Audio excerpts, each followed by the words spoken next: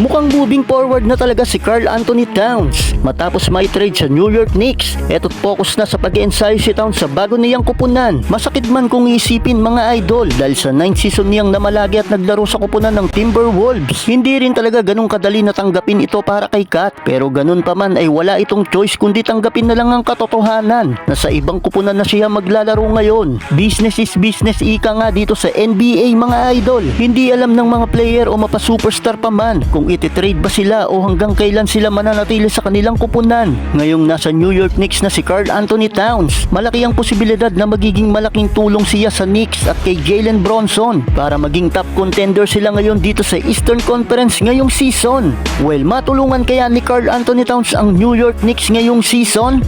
Habang ang bagong head coach naman ng Lakers na si JJ Redick ay naglabas ng 9-man rotation na gagamitin niya sa Lakers ngayong regular season. Ayon kay Redick,